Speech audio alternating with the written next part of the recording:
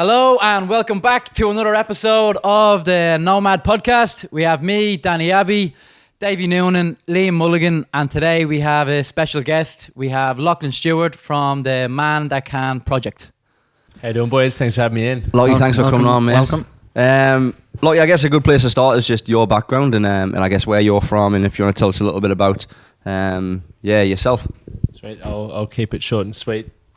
But yeah, for myself, I grew up in a country town and moved to the big smoke of Brisbane a couple of years ago. But prior to that, I was chasing the dream like a lot of probably us here playing professional sport. So that took me over to France where I played rugby for a bit. And when that sort of fell apart, my whole identity fell apart because up until that point, everyone saw me as the guy who was probably going to do something with myself. And then when that didn't happen, I didn't have any other fucking backup. I didn't have a plan B. So that was a fucking downhill moment. Like I got back to Australia and I was like, fuck, everyone still loves me for a little bit. And then when they realized I had nothing else to give, I had nothing else to give to myself. So I turned to drugs, alcohol, and that was sort of the downward spiral for myself. And through that period, I did a lot of dumb shit, as probably a lot of blokes do when we're drinking and influenced by substance. But it took me to a point where I had a massive wake-up moment in the end of 2013, which changed my life massively.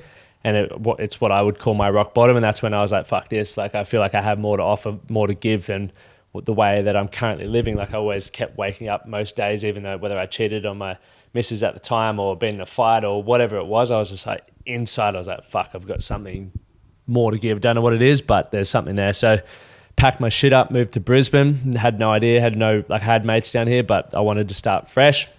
Met my now missus, and that was just like my sort of opportunity to create a new life for myself. And that sort of just led to meeting a bloke who gave me a book, which, you know, people say a book changed my life, and it fucking did. What book? 4 Agreements. Have you read it? Oh, it's a good book. Well, 4 Agreements, Carly loves, like it's probably Carly's favourite book. Yeah. I've listened to... I'm very much a person that needs a book in front of me. I cannot listen to audio. I've tried it. I've tried doing the whole thing. And the only audio book I've tried to listen to was the 4 Agreements. And I just, for some reason, I just couldn't. I don't know if I don't think it had anything to do with the content in the book. I just think I couldn't. Mate, it's boring. What's it like? What's the main basis of the book? What's the 4 agreements of how you should live your life? I got asked this yesterday. I can't remember them off the top of my head, but like I think it's like be impeccable with your word. Treat others how you want to be treated, and I can't remember the last 2, but it's boring as batshit. Like it's so boring, and I'd only ever read like skateboarding magazines or motocross magazines before that. So 1, that excited me because I'd finished a book, and then 2, when I read those things, I started thinking about myself differently and what I could actually do for myself and how I was living my life. So that was like, fuck yeah, like I'm going to go read the next book and the next book. And that just, I'm the same as you. Like I highlight, my books look like a kid's colouring competition. That's like me, lads. Well, it's on me 2020, you know, where you set little goals and stuff. So I said, right, 2020, I was messaging Mully, I want to read a book a month. Yeah. Same with Bill, got the idea of Bill. And I said, Mully reads fucking every book there is. So I was like, Mully, give us one book to get me going at the start. I don't read, like, I read Stephen Gerrard's autobiography, I read like Roy Keane's book, but I haven't read any, like... It's a really tough, you'll know this, it's a really tough position when you're going to recommend someone a book, because you want to get a book that's going to start them on their journey. And if it's too heavy duty to start off with, that you're just going to lose. You lose them. And if it's not, there's not enough content in there to motivate them enough, you're going to lose them as well. So for years, because that book was like the turning point for me, but it's fucking boring, like so boring. I bought like 30, 40 copies and I was giving it to people. I wasn't caring about what they wanted. I was just like, read this, it's changed my life. And everyone was like, I literally was getting copies back. People were like, nah, that's boring, man. I was like, well, the book that he told me to read was Rich Dad, Poor Dad. Good, hey? It's a good book, yes. 70 pages in, and it is class. Oh, mate. Oh, it's I was sitting there reading, like, oh, fucking, yes, this is class. Like, just gave you little, I don't know, it was just small little tips of, just got me motivated. I don't know what it was. There was a few friends... Making me look at things differently. There was a few books I was going to recommend. The other one was the How to Win Friends and Influence People. But I thought that might be a bit too much to start with. I saw Rich Dad Poor Dad has got a bit of a story to it. And it's good. Like, main motivators for me as well was money. Like, when I had no money, I was like, fuck, money. That's true. Let's do it. So, like, if I was learning about money, that was interesting. If I was learning about myself, probably wouldn't. But then when you learn about money and that it sort of drips feed a bit of that. You're like, I want to learn a bit more about that. So that's good. Just to bring you back to that though, I think we could probably, what like you were saying, how many people would we know that have started in sport, maybe thought that they were going to achieve something? I think I was definitely in that boat at one stage, like myself, regardless of the sport, and then all of a sudden, for whatever reason, just didn't make it. You know, like I think we may have even talked about this before on a podcast, just about so many people. I mean, back home, like in my local pub, there'd be at least half the pub had the potential to make it, didn't make it, and as a result, it went, sideways. Yeah, and I think there was that's a fault with the system, football system back in England, Ireland, and Europe as well. The kids, like when I was growing up, there was lads in my class, well, not my school, who went to England because they were like, yeah, you're the next best thing, and they forgot all about their studies because it was like, sure, I'm gonna make it as a footballer, and then they get to England, stay there for 2 or 3 years, big clubs, and then they're told, you're not gonna make it, and then they're back in Dublin with nothing really to back them up, and like that, they kind of find they don't have any work because, like, what do they have? They have no education. They had football, and now that's taken away from them, so it's hard. I don't know whether it was you. I did have this chat with, but I was saying, I remember it was a while ago. Right, take this scenario. Would you rather become a footballer, just use football as an instance, right? Make it as a young lad, 18, 19, 20, and then have it all taken away from you and then have nothing? Or would you never not want to make it at all? You know what I mean? So would you rather I would make it. But would you be fingertips, be there, be the big, like, we know, I'm not going to name a name, but we know 2 or 3 lads that were fucking the best thing coming out. Yeah. They were there, and within a year, nothing. Like, they to nothing at all. Whereas, so would you rather go through all that on that big high, being the big balls, and then have it taken away from you, or just not have it at all and just keep going? Because then, if you're nearly that close and it gets taken away from you, do you have a chip on your shoulder for the rest of your life? That's what I mean. I was that close. I could have been, blah, blah, blah. And then you let that eat you alive, and it kind of... And then you're known as, the nearly made it, man. But some people like that. Some people like the excuse of that. True. They like being in the pub going... It depends on the person, Davey could have made it, Davey. He could have, people like that.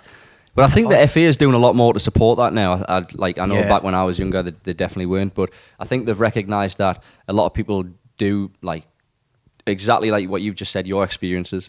A lot of people do turn to drugs and alcohol, and do just go a bit crazy when they do realise that they're not going to make it.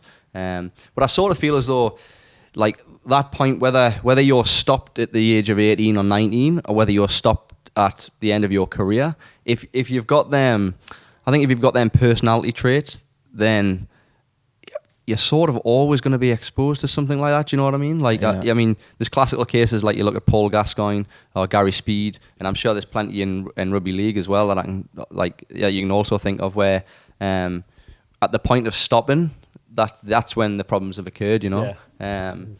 Well, it's interesting, right? Like, because there's so many of us who we build our whole life and our identity around being that guy, and like people do it in all aspects of life. It's like you go, hey mate, how are you? Like, what do you do? And they go, I'm a lawyer. Or, it's like their identity becomes their role, or I'm a mum, or I'm a dad. When the kids get up and leave, they're fucking lost again. Or when they realize that they fucking hate being a lawyer, they're lost again. Or, we all do that because we think that one thing is us, rather than going, I'm Liam and I play soccer. Yeah. And we aren't educated that from a young age. So we're fucking building this identity that none of it has longevity anyway. But if you...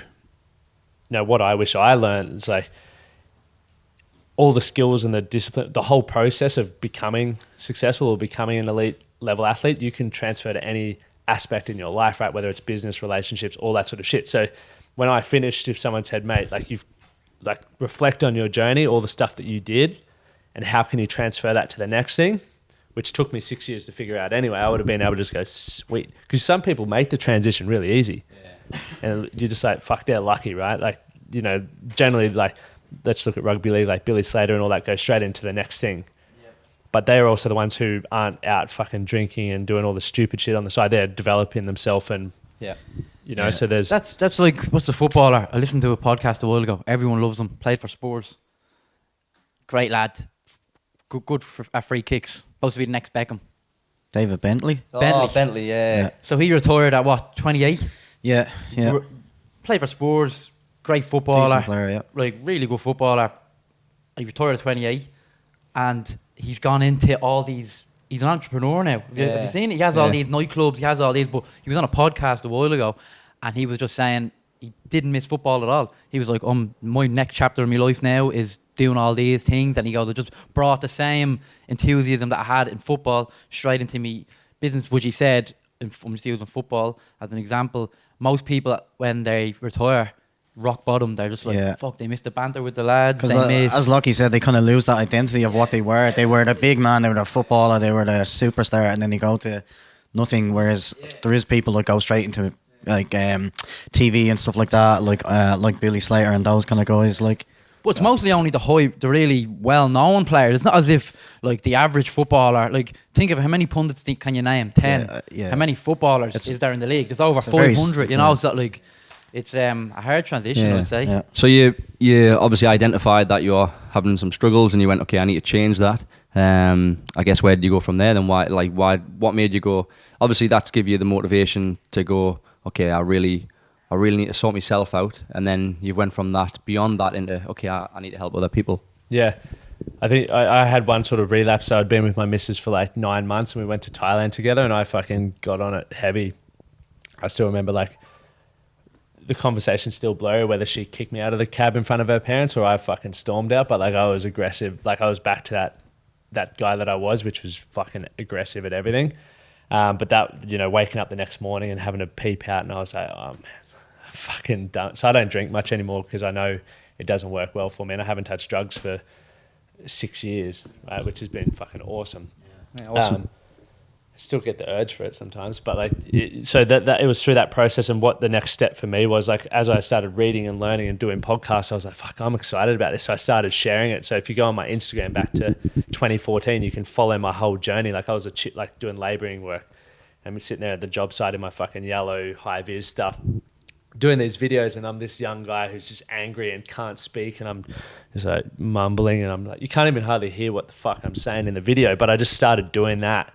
And I started watching my videos back and learning from the process and going, man, you don't talk properly, or how you articulate stuff's terrible. Like, you don't give a story. So through that whole process, I started learning how to be better in myself and sort of pick up on things that I didn't like about myself. And then I started writing posts, and I was a fucking terrible writer. So I'd get my missus to proof everything. And then over time I got good at that as well. And then, you know, people started going, oh man, like I resonate with that. That's the same as what I'm going through, or this or that. And would have been 2017 was probably the point where people were like, oh, you know, can you coach me? And I was like, no fucking way. I hate coaches. I think they're a bunch of knobs. And I had whatever hang up I had up on around coaching, but because mental health was big, like the whole reason behind my business is to indirectly help my dad and my brother, because I don't have amazing relationships with them, but they both suffered with mental health for a long time. So I've been on the point where when my brother tried taking his life, like he fucked around with it for such a long time, I was at the point where I just fucking do it, mate, because I see how mum's suffering dealing with what you're going through, and you know, you keep saying you're going to do it. Just when you were making these videos at the very start, were people liking them and stuff, and were you feeding off them, or were like some people were? And was that making you go, fuck? Not really, because my best mates from Toowoomba fucking made a Facebook page about me and bagged me. No way. So like my closest mates fucking ripped me, right? Yeah. So like I'm only, my goal this year is to start rebuilding the relationship with them. So I've fucking not been close with them for 6 years, right? Was it a case of like you're starting off doing something, and like we've experienced that as well. Like we go, okay, we're gonna create a podcast, and everyone's like, good luck with that. Yeah. And then they're like taking the piss because like. I think it's the easier thing to do. Some people just find it easier. Was it that, or was it more than that? Was it like, fuck, like, do you know what I'm trying to say there? Yeah. It was definitely that. Like, because I got into network marketing as well, and that was probably the point where I was like, come on, boys, let's like do this. And I just started seeing things differently, and then I was like, you guys are fucking stuck. Like, so I sort of started thinking I was better as well. So there was a case of that.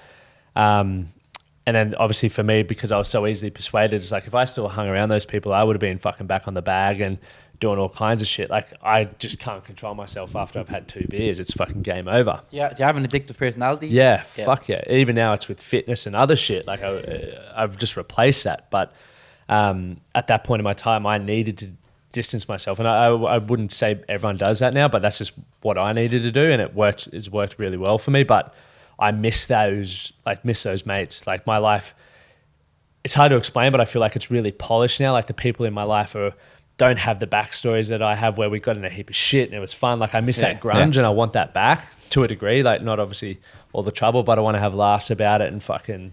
Yeah, I get that. Yeah. So, there's aspects of that missing. But, yeah, because people saw the growth after a while, like, you know, people started those Facebook pages I'm hating, but now I'm coaching some of them and it just progressively worked like that. And it was in 2017. It would have been like end of 2017 where I was like, fuck it, I'll just start, working it out. I had no idea how I was going to do it. It was just off experience.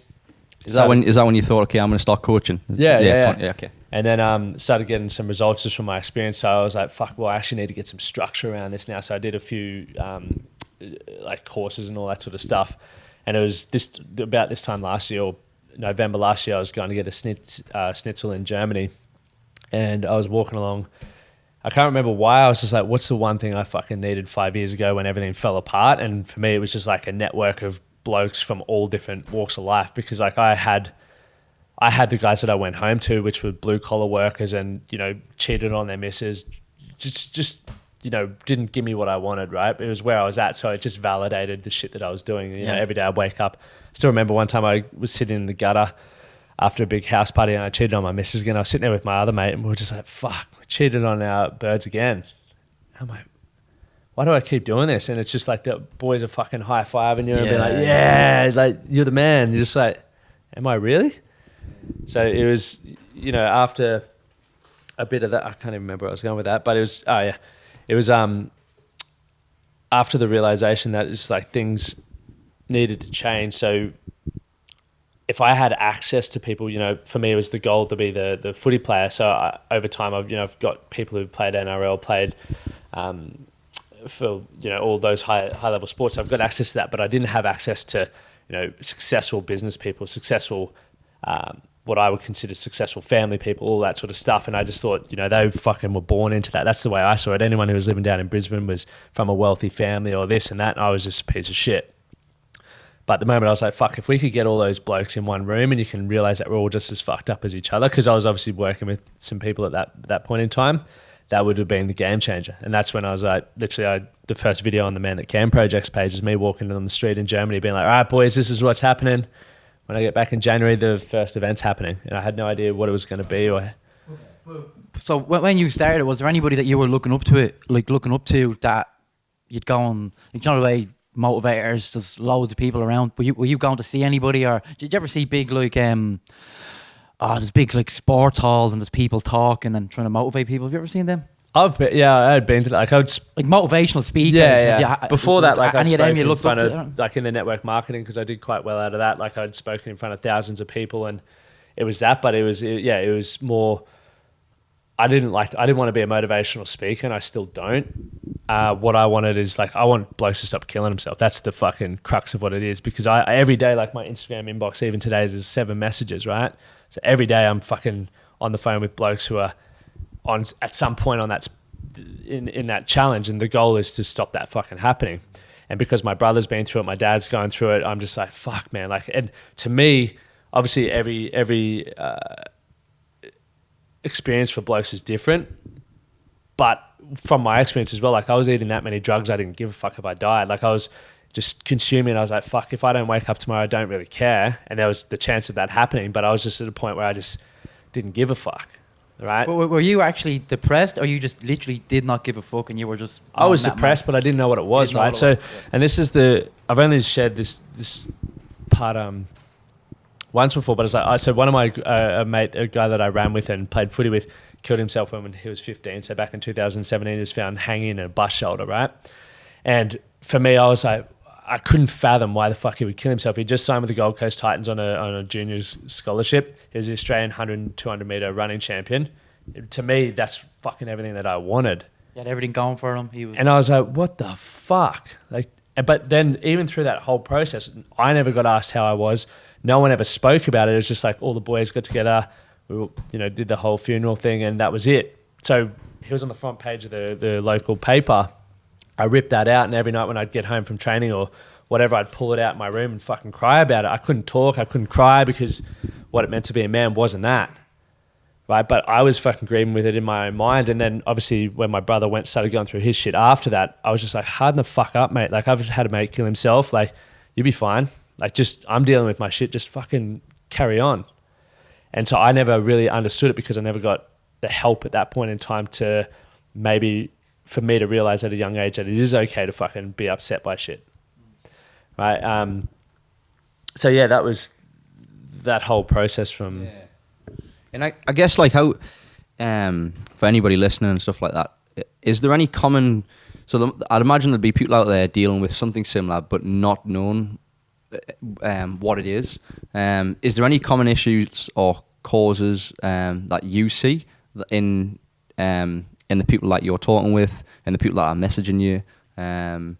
Is there anything common you see? Like, is there, like if people listening, like what type of things should they look out for in themselves to know, okay, I need to see some help here? Yeah, I think the biggest things that lead to depression and anxiety for a lot of blokes that I speak with, so I'm just talking purely about, because this is a touchy subject, because there's a lot of people who go, fuck no, that's not how I experience it, which is fine. Everyone's experience is different, but it's like a lot of it comes back to low self-esteem, low self-worth. They have their anxiety and depression because they're scared of, obviously, we're all fearful of the unknown, and we don't have the confidence or certainty in ourselves to take that next step. So we're constantly fucking, what's next? What's going to stuff me up next? Am I going to have that fear of judgment? The list goes on, and we just make stories up, right? And then it's relationships and finances. Like, we as blokes have adopted a certain belief around how we should be. And for most of us, it's the provider, it's the rock. We shouldn't talk. We should, if we're not being able to look after a family, what are we, right? And a lot of blokes are struggling with that shit right now, especially as more females enter the workforce and are becoming, a breadwinner. It's like, well, what's our position in the family now? And so we're not having enough conversations around that, so we feel fucking helpless. Because my missus out earns me tenfold. She fucking supported me for the first 4 years of our relationship. I was fine with it, but a lot of people aren't, right? So there's a lot of these things coming back to it. And like I would say 90% of the blokes that I work with, like I get people to seek psychiatrists, psychologists, all that sort of stuff, because it's, they're all tools, as is coaching and as is, talking like this. It's a tool to help you feel better. But a lot of the guys is just the fact that they don't understand themselves, right? They're fucking so self-conscious and don't feel worthy to have the life that they want. That they're just going through that cycle where it's rocking up at a job that they don't like, and being in a relationship that's not fucking amazing, but it's, not bad enough to leave, and they don't have the confidence to have those conversations with the people in their life that they need to have, right? Like, it fucked me up for years. I was with I was just looking at it for a relationship. For me at one point was just like any other addiction. Sort of, I was just with him because it gave me attention when I needed her and that sort of shit, but I fucking didn't really enjoy it. And what would you say is like the most powerful tool to help that? Would you say fitness, or talk about your tools you use or tactics you use to help somebody in that position? Yeah. It's probably different for everybody, isn't it? You can't just say, go run and do a few laps. No. You have to look. Yeah, you know what I mean though, don't you? Yeah, I think like when you look at mental health, it's like physical health. Like, there's many aspects like nutrition, sleep, mobility, all that sort of stuff. It's the same with, I would say, mental health. Well, I use 5 pillars, which is like obviously nutrition, sleep, movement, mindset sort of stuff, or communication. And a lot of, I think the root or the very first and most important pillar is communication, because we don't communicate honestly with ourselves. So it's like there's sort of 2 ways we're portrayed to be as a man, right? There's a black or white, but in reality it's not black or white, because you've got different values and needs. We've all got different values and needs in how we see the world and what makes us feel good. But if we don't fit into this box, or if we don't fit into this box, we don't feel like we fit in it fucking all. So then we're walking around going, fuck, I'm not good enough, I'm not worthy. Or what if I told someone I actually enjoy doing this, they might think I'm a pussy, or I'll be judged for this and that, when in reality we all fucking like different things. The moment that more blokes start putting up their hands and go, this is how I want to fucking live, that's why I'm honest with everything, because I don't give a fuck. Like, I'm comfortable with how I live. Some people think it's weird, but it's fine. So I think, you know, going back to the things that are pillars to look after your mental health is like, I start every day the same way. And it's, you know, most people wake up, fucking rush out the door, go straight to a job that they hate. And it's like, if I would ask you, like, when was the last time you spent some time with yourself? Most people never do that. Yeah. Right? Like, you never do that. So how the fuck are you supposed to know what you want? Yeah, if you're not comfortable in your own self, how are you going to be comfortable around other people? Exactly. Yeah. And so it's like, as things, and going back to like, how do you know if you've got a challenge or a problem? It's like, use your gut. Your body's fucking constantly telling you things. If you're hanging around people that make you feel fucking uncomfortable, don't keep fucking hanging around. And there's a reason for that.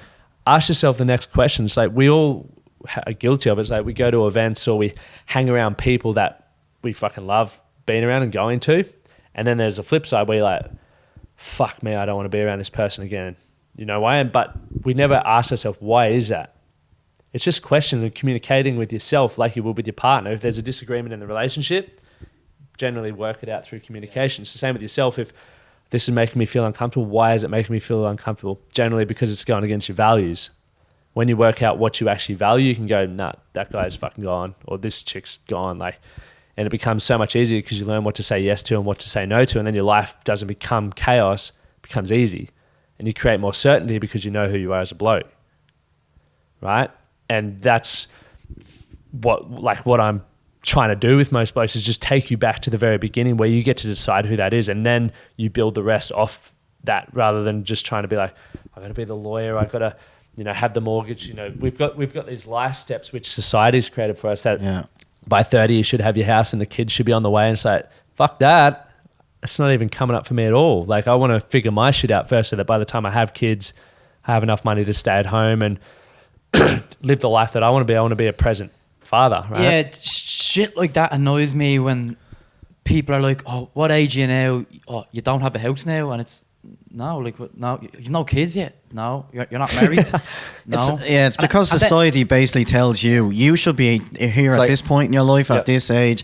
Like back when our parents were young, they were married at 20, they already had 2 kids, blah, blah, blah. The world's changing. The world's changed. It's always, it's evolving. So that's where people need to get out of the mindset that you have to be in that position at that time in your life. Because at the end of the day, material shit, it doesn't mean jack shit if you're not happy at the end of the day. So yeah, well, most people, like, you wouldn't take advice from people that you wouldn't trade places with. So if you're getting relationship advice from someone who's fucking, one, probably not in a relationship, or 2, fucking in just a toxic relationship, why would you listen to them? If they're giving you advice about your relationship, and if you've got a mate who's dead broke and fucking constantly stressed or in a job that he hates and he's telling you what to do, probably wouldn't listen to that advice. I'd go find someone that you'd be like, mate, I'd happily switch places with you. Yeah, that's another thing that I can't stand. People giving advice and their own lives aren't, like, no one's life is perfect, but there's people, I know a few people that give you advice saying, oh, I know they're trying to be helpful, but it's like, look, I don't want to do that. That's not for me at the minute. What I'm doing is let me do me. I don't need to be having kids now. I know I'm getting a little bit older, but I don't need to get married. I don't need to, like, if I want to go on a holiday, let me go on the holiday. I'll fucking buy a house and when I'm ready to buy a house. But there's loads of people going, fuck, you're getting on now. You'd want to pop a few kids out there, or you'd want to put a ring on the girl's finger, or no, it's like, what the fuck are most people buying a house? I know you've just bought a house, but it's like, he's sitting there going, Molly, idiot. If you ask, next question. No. But it's like, most people would say, why are you buying a house in the first place? Oh, it's an investment. Right. Well, how about you there's other investments you can set up in your life first, but how about you get some cash flow first or something? There's so many things, but it's like most people make the biggest fucking investment in their life before they've got everything else sorted. They're in a job that they hate, everything. No, it's like me saying, someone coming to me and go, or any of us, like, I want to lose some weight, and you go, all right, simple, get in the gym. Meanwhile, they fucking working 16-hour days. They've got kids, like, their life just cannot facilitate that at the moment. So instead of going, just get in the gym, you go, mate, what do you think the first thing you need to do is? Probably get a babysitter, right? That's the first step, right? So go back to what's the next step for you, because we're all at different situations in our life to get to that end goal. We all just want the fucking thing without going, well, this is where like, for me, when I started network marketing 6 years ago, which was like my first thing, I was like, I'm going to have $1 million in a year. Not a fucking chance. No one said that to me, so I had a big fucking fall from grace. So with people, someone should have said to me like, Lockie, like how much are you earning right now? Oh, probably 40 grand a year. Well, how about we start at 80 next year? Like, let's be realistic. And what do you need to learn as a bloke to go from earning 40 grand a year to 80 grand a year? There's probably a bit of things you need to learn. Or in a relationship, like what's not working well in your relationship? And there's so many aspects of a relationship, right? Communication, intimacy, fucking, it goes on. So if something's lagging, most of us blokes will go, fuck, our relationship's fucked. I'm going to go look for the next girl, rather than going, well, hold up, why is it fucked? And what can you do to fix that? Because, That's an interesting one. That sort of leads into my next question as well. Like if I was to give you a case study, we've got a bloke there who is extremely unhappy. Like what are the first things that some of the first things that, without giving you too much information about him, what are the first couple of things that you start thinking about? I know you mentioned your 5 areas there, and even if it is them 5 areas, can you give me an example on each area that may improve or just make them start improvements? Does that make sense? Yeah. Most people don't take responsibility for their life. So if someone's come to me and they're not happy, I'll use an example from a call with a guy yesterday. Not happy, been on antidepressants, and obviously the relationship's struggling as well. The reality is like my next question would be like, why do you feel you are unhappy? Most blokes going, I don't fucking know, that's why I'm talking to you. And I go, well, if you were to know, they'll give me something, right? So it could be, I don't like my job, or I don't feel loved in my relationship. Cool. Why don't you feel loved? I know, we come home, we don't get to spend any time together, we're not intimate, we're constantly arguing, right? Well, why do you think that is? And you keep digging deeper on what this is to get to a point where you're at cause, right? Because most of us, and this is sort of like, there's 2 ways of living. It's like you're either at effect, and that's when we would say like you're a victim, and the reason why life's not going well. And this, I was fucking guilty of this for ages. Like even when I wasn't getting in footy teams and stuff, I was like, fuck that. Like, it's a coach's fault. It's not me. But the moment I was like, well, how about I just take responsibility for everything? That's when I actually got to take control of it, right? So I try to get people to have that realization in the first conversation where they go, fuck, I'm the reason why this isn't going well. So if my relationship's not going well, I'm the reason why. And it's such a hard thing for blokes. It's still even hard for me. Like I find it really hard to have some conversations with my partner just because my ego's in the way and I don't want to have her judging me, right? But the reality is, in order to break through to that next level in whatever aspect of it is, you got to eventually look yourself in the mirror and go, fuck, mate, here we go. Let's have this conversation. Let's do this next thing. Because often, if you want to get happier, you got to pinpoint what really is making you unhappy at the moment, rather than just going, I'm unhappy, let's go fucking get some alcohol, some drugs, or antidepressants. And granted, antidepressants are good for the right people, but how often, and the recent report of the Australian Men's Health Forum report card is that like the mental health, and for those who want to read it up, just look up the forum mental health report card. But it's like whatever the system in place isn't working at the moment, because they're going straight to saying, right, you're just depressed or anxious, where I think it was like 78% of suicides last year weren't mental illness related, right? Mental health related. So mental health is lifestyle factors, so environment, relationships, finances, all that sort of stuff. And we're neglecting to look at that, right? So like as a bloke, if a bloke's like, I'm unhappy, or I'm depressed, or I'm anxious, so let's check out what else is going on in your life, rather than just go and say, yeah, you are. So, well, how's your relationship? How's your job? How's your sleep and your exercise? Like, how are all these other factors that you can control? Is there anything that tops the list that is a common factor? Like, what I think now, I don't know much about mental health. Yep. It hasn't really affected me, but would not having money and your job be at top of the list? Yeah, so the top is relationship breakdown. It was like 56, actually I'm not even going to throw statistics, I'm not going to quote that, but leading one. So this is also good for blokes to know, because if your mate goes through a relationship breakdown, fucking get on it. Yep. The second one is finances, and then it was like after that was like conflict in relationships, so not necessarily breakup, but if you're having a fight or anything like that, like what else was there?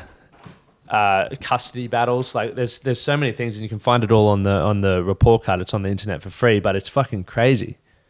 And so if we go, righto, blokes, like if we're at a higher risk of taking our own life or self-harming due to relationship breakdown and then due to finances, probably should fucking start learning more about relationships and how to be a better person in our relationship, how to communicate better and all things relationships, how to understand your partner better, because men and women fucking clash, right? Like men tend to see things, or more masculine blokes see things as logical. So if your partner's sitting there and coming to you with a problem, we're like, right, well, what can we do to fix this? And they just want to be fucking heard. They don't want you to fix shit.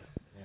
Right? But we're like, for fuck's sake, let's just fix it. I can be done with it. Let's carry on. They're like, you're missing the point. So if we know that's something, it's like, well, how about we start learning about relationships in ourselves? We know finances is another big thing. How about we start learning about money? We never get taught that at school. Let's start learning about savings, investing, what your number is for a good quality of life, because everyone's trying to get $1 million, but my number's not $1 million. So it's like, what do you need to earn in order to give yourself the lifestyle that you fucking desire or believes the dream? Once you figure that out, you go, righto, is my current job going to give me that? Nah. All right, well, what do I need to do and learn and grow in order to become the guy that is worthy of earning that money? Rather than just going, fuck, I need a pay rise. You're going to get a pay rise of like 10 cents a year. It's not going to happen. Start a fucking podcast and get some sponsors. That's how you do it. You know what I mean? Like, well, my question I was going to ask, do you reckon, you've mentioned about like guys we're not taught to be, like upfront with our emotions. So do you reckon like at school level it has to change the structure of way, like school, like I think when we were all in school, it was geared, you had to get the highest marks to get into this, you had to have this job and blah, blah, blah, and then leads into buying houses and like, do you reckon that the whole structure of school needs to change so that stuff like this mental health is actually addressed from like the bottom all the way up, so people aren't having to struggle with issues later in life? Yeah, it's a good question. I think the schooling system sets a lot of people up to come out and face those issues, right? Because it's like, one, you got to be an A student, and that tells you how good you are and what you can do, right? So like I came out with a medium OP, which meant I couldn't do certain things, or I could. So I fit into a specific bracket, yet my interest was not fucking there. So then we go, oh, I'm not fucking good enough again. They've just validated that, right? I wasn't good at this. So fuck, I'll just be this is where my identity fit. Once sport was going to be the only thing that took me here. If I didn't have sport, fuck, I fit in down here and I didn't want to be there. I felt I was better than that, but that's where they put me. Or that's where I allowed them to put me because of the system, right? Sorry, the schools over here, right? Davey, I know you know, at home, right, when you're going through school levels, when you finish primary school, you go into high school and you get put, you do an entrance exam. Yeah. Did you do that over here? Oh, they put you in like a certain grading. So you're with who you're with. So when I was growing up, they had J1, J2, J3, 4, 5, and 6. Abby's looking the windows and but they had the classroom. They had 5 and 6, which was for people who are mainly all like not troubleshooters, but they were just a bit hard to teach. Then you have like, so obviously 4 and 5 were the same sort of teaching standard, and then J1 and 2 were like not nerds, but they were like, well, they were classed as the nerds. Do they do that in Australia? They don't do it like that. Like they have like a can't remember how you call it, but they have like a mass A, mass B, and C. But it's all elective, so you can choose. You don't get told where to go. But then there is like a special class for people who struggle with English and stuff like that, which is fine. But I think we're putting people in a box, and we're not showing them that, hey, you can actually be better than that. You're just with the dumb English people. So generally, what do the dumb English guys do? They end up being the guys who want to drink a heap of piss, and that's the way that they can show their worth, right? But then there's also the flip side where it's like everyone gets a fucking participation award now. Yeah, it's like oh fuck, man, as blokes, we're competitive, right? Like we got that aggressive, competitive nature, and if you're winning something, then everyone gets equal thing. It's like that's why people are coming out and going, how come I'm not getting paid the same as Liam? We're doing the same job. It should be going back to a point where it's like, well, if you put in the fucking work and you learn and grow, you deserve to get that result. That's big in America now. They're giving, it's probably getting big everywhere, but in sports, they're giving kids, there's no first, second, or third. Everyone's getting a prize for just competing. Yeah. I think it's bullshit. I think because that's stupid. not like it takes that. a whole. Right, you go into real life and you you don't get a job, and you go, well, I did the same degree as him. I should be getting this job. Yeah, it's like, that's what I mean. no, you fucking shouldn't. Like, there's so many things that are That's like the little kid that's like, just say 15-year-old, working his bollocks off, training, doing all extra stuff. All of a sudden it comes to the awards, everyone wins the same, and he's going, what the fuck, I'm after. Why am I putting all why this I'm not gonna extra work work? as hard. How was Timmy fucking with me? He didn't do, barely trained all year, and he's winning the same award as me. That annoys me. I think if you put an effort in, you should be rewarded. 100%. Well, where's the incentive to? It's the same with now with taxation. Like, where's the incentive? Me as a business owner, like, where's the incentive for me to want to employ people? The more I employ people, the more I get taxed, and all these other things pop into place. I'm like, well, fuck that. And then meanwhile, people are like, oh, I want a job, but I can't find one. Well, don't fucking blame the employers for laying people off, because it's, there's no incentive for being more successful or putting in the work. Like, there's nothing. So, and that's where you start creating that, and that's why, like, I'll never be employed or just doing things my own way. What are your thoughts on and I've thought a lot about this. What are your thoughts on people that face adversity earlier on in life and go through difficulties then? Do you think that makes them a stronger person when they're older? Or do you do you think that makes them more resilient to depression, to anxiety? Do you think that makes their character stronger? Or do you think, I'll speak from personal experience on that one rather than opening a can. I think it does, purely because it's like, what I see is fucking absolutely devastating will be different for all of us in the room, right? Because we've all got a different lens we've seen through things and different adversities that we've overcome, right? And there's people who in daily life that I see just complaining about shit that I'm like, are you fucking kidding me? Like, that's nothing. But to them, that's the biggest thing they've faced.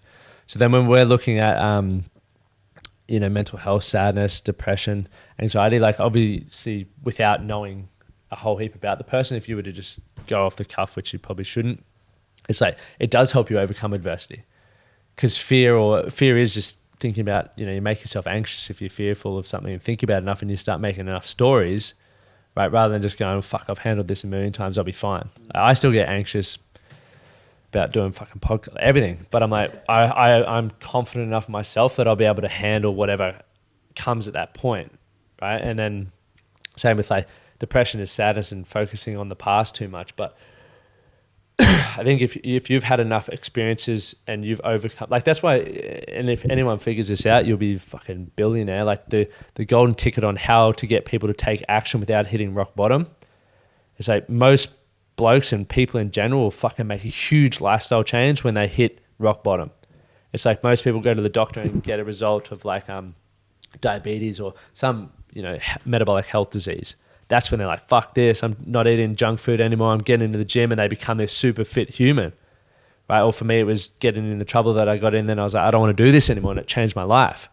But if we could help people, because most people are just cruising it like this, and it's fucking, they're not excited, they're not thriving, but it's not bad enough to change. But every person I speak to, like, we all probably do, you see so much potential in people, and you're like, you're playing fucking small. But you can say whatever the fuck you want to them, and they're not going to change, most people, until they have that moment where they hit rock bottom. If we could find out how to do that, like, could you imagine the potential? Because most people are shut down now, like, use social media as an example. It's like, there's so many brilliant people with different, and like you guys are doing on the podcast, you're speaking your mind, right? And there's 7 billion or 8 billion people with different ideas, perspectives, and all that sort of stuff, and how they see the world and shit. And we could get a lot of stuff done, a lot of progressive stuff done. But people are so fearful to put their opinions out that, like, granted, 10 years ago, we didn't have the opportunity to put our opinion out there unless you're a celebrity or in politics or something like that. But now we've all got a phone and a podcast, and we're good to go. We can get an audience.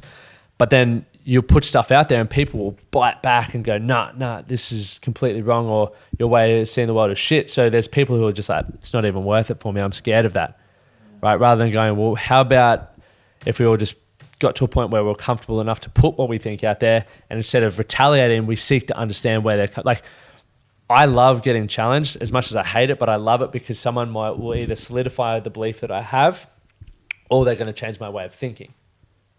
So I fucking put all kinds of stuff out there, and I always get backlashes, DMs, and all kinds of stuff. And sometimes I'm like, I don't want to deal with this one, but I do it because it's going to change something, right? But even for these people, rather than them doing it in an aggressive way, which sometimes make me feel uncomfortable, they could say, I understand what your opinion is in that. Have you ever thought about it from this way? Like, so you're having a progressive conversation rather than like, let's get it on.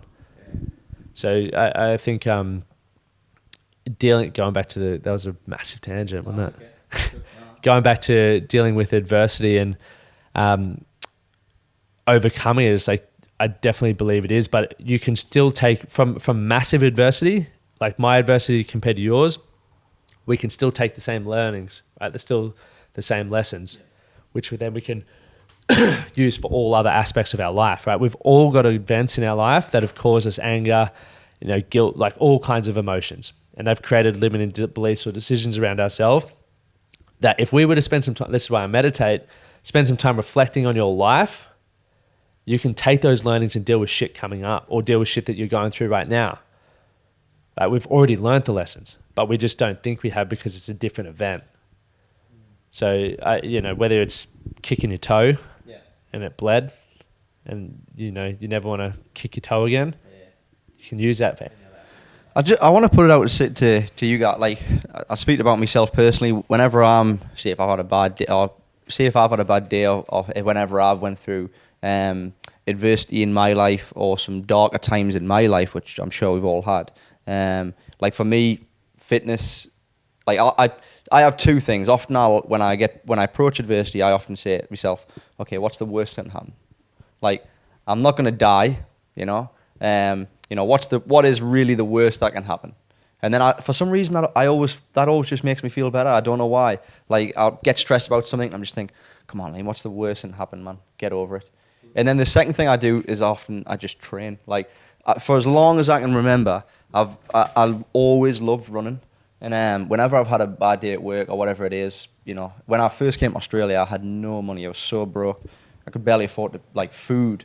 And I used to just go on runs every night. And I remember we used to live out at Boondall, the entertainment centre. And at least 4 or 5 times a week, I would run 10 miles in one hit. Like this time I was playing football, so I was about bloody 20 kilos lighter than this. But and that just really helped clear my mind. I don't know. I'd come back from the run and I'd be thinking a lot more clearly.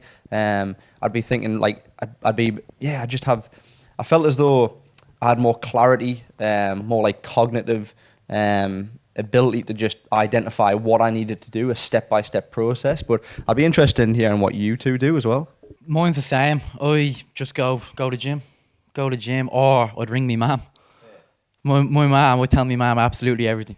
Every single thing I've done, nothing. I've never been embarrassed. That's awesome. I think I'm just lucky because I know some lads that wouldn't tell their mum anything. They talk to their mum, like especially lads over here. They'd probably ring their mum once a month or whatever, or just the relationship I have with my mum. When I talk to her, whether it's whatever it is, I hang up the phone and I'd go, yeah, my mum can. I'm just lucky, I reckon. That's awesome because my biggest problem is talking. Yeah. I'm not a talker. I hate talking. If I've got to telling my best mate that I love him is probably the hardest thing in the world for me to do. Telling me mum and dad that I love them, and my brother, telling me brother that I love him, even though I do love him, it is impossible. Like, I don't think I've ever done it. I'd like to think he knows, and I'd like to think I know that about him, but just the way we were brought up, like I just find it really hard to do, difficult to do. So the fact that you're able to talk, that's huge. Like, yeah, but my mum and dad, the two of them, as I said, I'm just lucky. They're just, when I talk to them, I just, no matter what, when I'm really down or whether I need just a little bit of motivation of anything, whether it's work is going a bit dry, I'd be like, oh well, look, she'd say one thing that's a little bit positive, and I'd be like, fuck yeah, you're right. Like, what am I even thinking? And then I'd hang up, and then 2 weeks later, if I next problem, I'd ring her, mum. All right, yeah, great. It's just lucky, I reckon. What do you reckon it was though from your, like, have you always had a close relationship? Was it always? Yeah, just I don't know whether I'm moving away, because I moved away when I was 19. Whether that, it's weird, made me closer to them because I missed them more. Like, I haven't gone through many big things in my life. Like, no, like, I know a lot of people that have gone through really hard times. I haven't gone through that hard things. The hardest thing I've gone through was moving away from my mum and dad. That's like, it is a big thing, and I know it's a big step, but I haven't gone through anything big in my life yet, touch wood, that has shocked me going, fuck, like, You know what I mean? So moving away, I don't know, just every week I'd ring my mum, and she's like, my first month, I wanted to go home straight away. My mum was like, look, just see it out. Or the week later when I'd ring her, she'd be like, well, just come home. And then that got me thinking as well. So she'd always have something to say, whether it's something small, me thought would just flip straight away. So I don't know, just my mum and dad they just say one thing to me, and I love it. I can literally say anything to them, and they wouldn't like to tell them, oh, I done drugs this weekend, or something like that, or I tried this weekend, or I'm thinking about doing this, I'm thinking about different career change. They'd be just like, they would never negative. They never go, oh no, don't do that. Just go back to work. Don't. They'd be like, all right, well, do you reckon that, it's just something that I'm lucky to have in my life, I reckon, my mum and dad. Yeah, what about yourself, Davey? Yeah, like you guys, fitness, but I love just banging the earphones in and going for a walk. I'm like, my favourite walk, I'll park the car up at Kangaroo Point Cliffs, go down by the river and just walk along, and I always kind of get to the point, because I'm like Dan, I moved over here 10, 11 years ago, so I consider this, it's obviously my second home. Dublin will always be my home, but this is my second home, and I always get to a point where you're looking into the CBD, and I always just look at it and going, whenever I'm down, I kind of say, well, mate, I've come a long way from the guy that got off the plane over here, like, didn't have a fucking clue about life. My best mate, Keith, will laugh when he's watching this, but like, he's always going, I'm so proud of you, like, you've done all these things, because I didn't drive back home, and I've learned how to drive here. I've become a permanent resident here. I got my Aussie electrical license and stuff like that. I said all these achievements. So when I'm down, I go for that walk, and I'll stop at that point, and I'll look, and I'll go, you know what? Things aren't bad, really. I'm in a great country. I've got great mates. I've got a beautiful girlfriend. Like life is life. Just get over this. You'll work it out, and then just move on with your life. So that for me has always been the case. Like, just go for a walk, put the earphones on. You and listen just, to music or podcast? yeah, music, anything, everything. Like, I don't pigeonhole. Just music. I just go bang and just put on songs. And funny enough, I do the same thing, and I'll run down there. Yeah, they're down by the river there. It's, in terms of mental clarity, it's awesome, So. Whatever it is about, it's just that openness, and then you see the water, and it's just beautiful sunshine, and you're like going, you know what, you'll get over this. Whatever it is, you'll work it out. Don't worry, don't be stressing about it. It's all good. So that's for me. So we're all lucky. We all do fitness. I always think, imagine I didn't do fitness.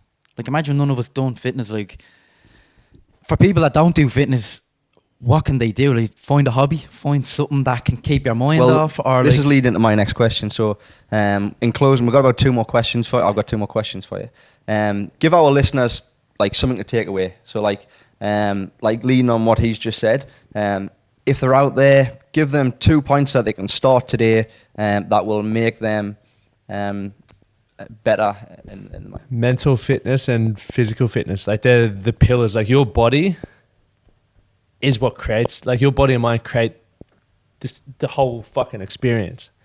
So the first thing would be, like, if you're not looking after your body and treating it like you want it to treat you, or you want to feel, you're fucking missing the point.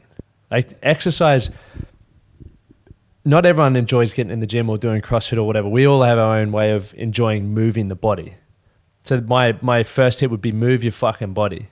Simple, and fuel it well, right? Like, if you fuel it poorly and don't move it well, like, it's not going to want to work for you, and you're going to feel shit. You're not going to feel confident. You're going to feel sloppy. You're going to feel tired the whole time. Yeah, right? So that's going to be one of the first things that you wake up. If you wake up and look in the mirror and you look at yourself and go, nah, of course, you're going to start your day in a negative state. Right? If you're eating foods that, and once again, find balance, but like, if you're eating shit all the time and you're feeling shit, how are you going to mentally feel? You're going to feel shit. So start addressing that. And like, I didn't know how to eat well. Like, I took drugs, drank alcohol. Like, start finding how that's going to fit your lifestyle to make you feel the way you want to feel and look the way you want to look. I think it's paramount. That's why, like, we brush our teeth because we want to have a good smile, right? I don't enjoy fucking sticking a broom in my mouth and brushing it, but I do it for the result. So if I want to feel good and look good, I do exercise for that result. If you don't know where to start, first start would be get a coach. Like, simple. Mental fitness would then be the same for the mind. Like, you control your thoughts. Like, we have hundreds of, like 80,000 plus thoughts a day. Most of them are negative because of the experiences that we've had in our life. You walk past a mirror and you go, I'm fat. all right, I'll validate that, you know, this person's looking at me this way. Is it because I look fat? Like, we're looking for all these things to validate how we're thinking. So my first thing is like, because no one's perfect at this. Like, I have shit thoughts when I wake up, but the first thing I do is I'll meditate and I'll put in, I listen to podcasts every single day, or I read every single day, because I want to override what I'm thinking. And then I practice affirmations. I start telling myself how I want to think. So it's like getting in the gym and doing some reps. Like, you can't curl a certain weight at the start, but if you keep doing it, you get better at it, and you start believing you can lift heavier because you start seeing it. If you start telling yourself how you want to think and how you want to feel about yourself, do it daily, you start fucking believing it. Right? So it's like, they're my two things to do. Yeah. So get yourself a journal and just start writing down, like, I am powerful, or whatever you want it to be. Whatever you want to believe about yourself, do it until you start believing it. Then you'll start validating it through experiences that you have in your life. Right? It's like, everything that I've created, I've truly put down to having like a really good structure and routine in my life, and it's a non-negotiable. Reading's so important. Like, I love reading. That's the one thing that it just puts me in a positive mindset. Like, I have to read a minimum of 20 pages a night. That's just. And why is that important for you? Well, that's just part of my routine. I feel as though 20 pages a night is enough for me to remind me of like positive. At the minute, I'm just having a bit of a break from personal development books. I'm just reading some football books, but like, normally I would read some personal development stuff, and it would just remind me. It's a constant reminder. It's like what you said about affirmations there, just constantly reminding myself of mindset, positive mindset, you know, not giving them negative thoughts a voice, which is a big one. And it just for whatever reason, reading every single night is just, for me, just works for me, you know. I know you listen to podcasts, and I know Davey listens to podcasts, and I listen to some, but reading's the big one for me, yeah. So, last question. Has anyone got any questions on that? No, last question I want to lead into is just the Man That Can podcast, mate. So, a project, and I guess people that live locally, how can they get involved, and how can they support, and if they're going through trouble, like, I mean, yeah, talk me through it. How can they get in touch? Just go to the website, manthatcanproject.com. Or the Instagram page, the Man That Can Project. But yeah, we run men's circles every month. So we got them in Brisbane and Toowoomba. And what they essentially are is you come into a room, sit side by side with randoms or mates, it doesn't matter. But by the end of it, you'll feel more connected to those blokes than you ever do, because we start the format, let everyone obviously know that there's different viewpoints, values, beliefs. Cool, there's no arguments. It's just about understanding what people are going through and giving people the space to share that shit, right? And once one person goes, the waterfall starts, and everyone's sharing some crazy stuff, but they walk away just going, wasn't that big? Or you get experience from someone who's overcome that or had similar things, and everyone's just like walks away from that feeling better. And what we're doing in 2020 is we're going through the foundations workshop and the breakthrough workshop, because I want to take men who were like I was 5-6 years ago, which was obviously lacking self-esteem, lacking self-worth, and didn't feel confident being who I was. Like, I felt like if I wasn't fitting in that box, I had to do that box, like I said earlier, and I didn't like either of them. So stepping up and taking ownership of who they are as a man. So we do that through a 2-day workshop.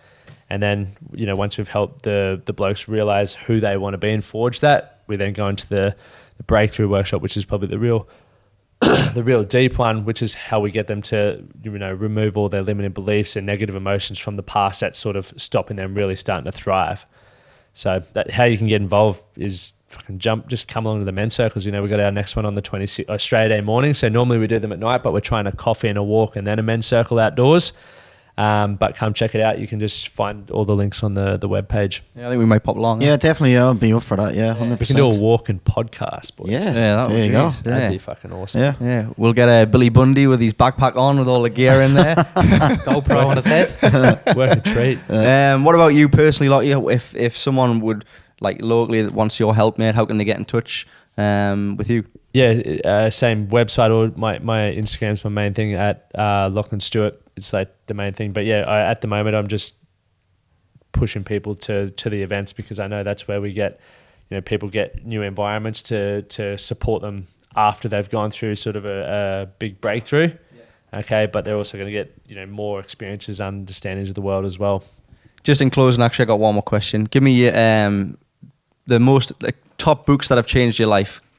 Oh, it could be 2, 3, whatever you feel. How to Win Friends and Influence People, 7 Steps of Highly Successful People, Awaken the Giant Within, Tony Robbins, and one that's really good in the mental health space is Lost Connections. Oh, okay, I haven't read that one. Freaking amazing. So if you're struggling with mental health, I would read that book, and it's like a Bible for, because he goes through all the different ways it's been treated, different ways of how it can occur, because some people it's genetic. It's phenomenal. Awesome. Thanks, mate. I really appreciate it. Lads, you got anything?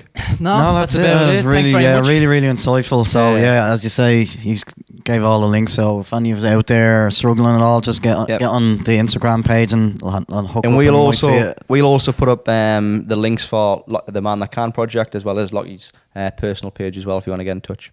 Done. Thanks. Thanks for having me on, boys. Appreciate it. It's awesome. Thank you. Thank you.